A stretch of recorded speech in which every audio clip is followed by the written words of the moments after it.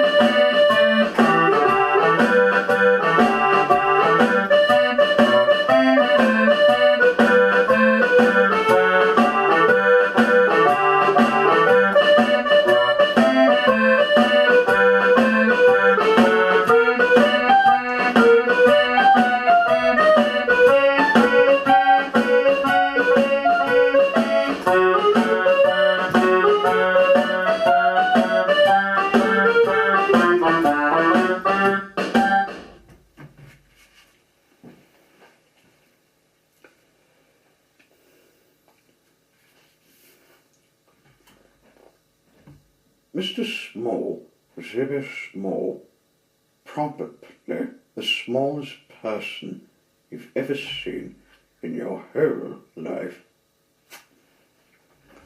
Or perhaps the smallest person you've never seen in your whole life, because he was so small you probably wouldn't see him anyway. Mr. Small was about as big as a pin,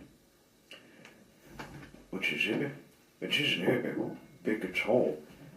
It looks ever small, not ever big. So we should say that Mr. Small was as small as a pin. Mr. Small lived in a house underneath the daisy at the bottom of Mr. Robertson's garden. It was a nice house, although a bit tiny, and it suited Mr. Small well indeed, and he liked living there.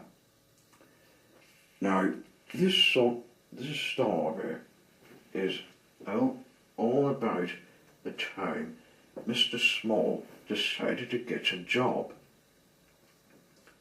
But the trouble was, what sort of a job could Mr. Small do?